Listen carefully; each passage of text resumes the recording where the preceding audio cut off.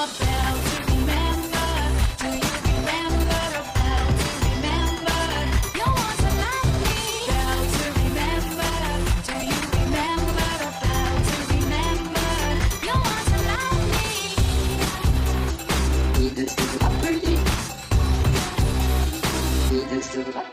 Hi everybody, Maci here. So, as you know, it's October and we are now officially 30 days away from Halloween. Since it's never too early to start prepping for Halloween, I thought it'd be nice if I were to show you how to make your own piñata costume. Just so you know, this is 100% not my original idea. I did receive some inspiration through Pinterest, and I'm not taking any credit whatsoever. I'm basically just here to help you make your own piñata costume. Also, this is a collab video with my friend Chloe, aka As Simple as Chloe, and she'll be showing you how to make your own Halloween decorations. The link to her channel will be in the description box below, so be sure to subscribe to her channel and give her video a big thumbs up. Don't forget to give this video a big thumbs up, and let's get started.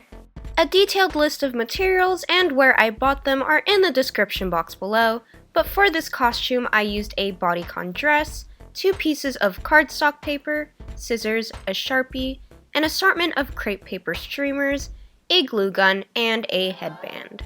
Since my dress was longer than I wanted it to be, I used a Sharpie to mark where I wanted it to end, and I cut it using my scissors. Once it's at the length you want, insert some kind of cardboard in between the dress fabrics so the glue doesn't seep through and stick together. Go ahead and arrange your scrap pieces of streamers until you've gotten the order to your liking, then cut fringes into the streamers about a thumb width apart, and do this to all of your colors.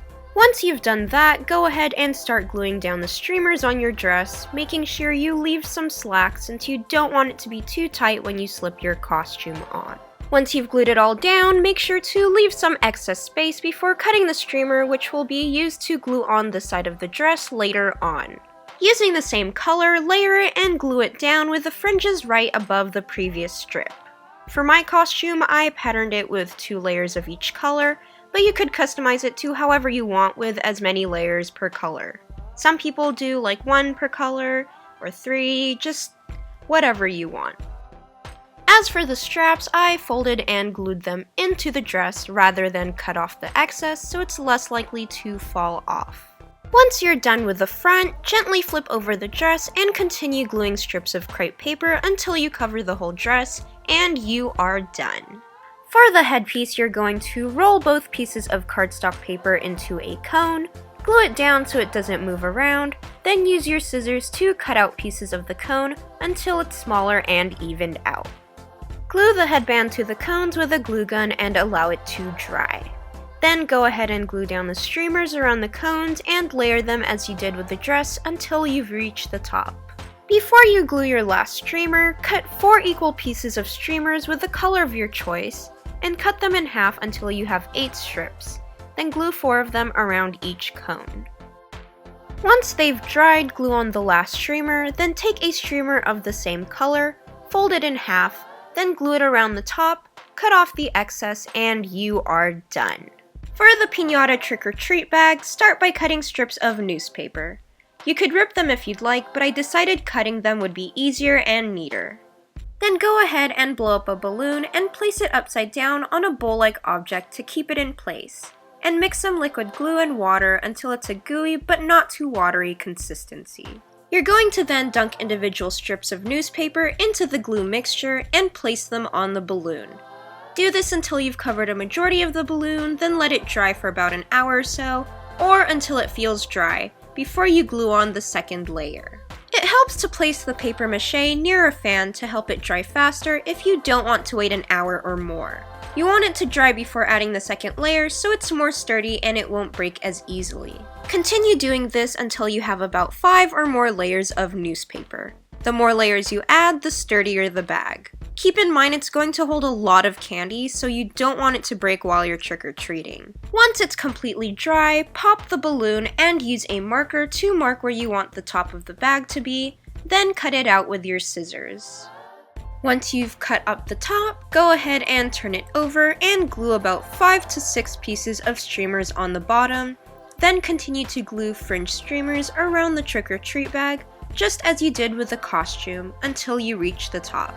Don't worry if the streamers start to become uneven, since it's difficult to keep it glued straight on a round bag, but it probably won't even be that obvious. Next, to finish up the top, take another streamer and fold it in half. Use your glue gun to glue it onto the top edge of your bag and cut off any excess if necessary. Next, use a hole punch to make a hole on both sides of the bag for the handle, then insert some ribbon through the hole and make a knot. So go ahead and glue gun the ends of the ribbon so it doesn't unravel while you're trick-or-treating, and you are done.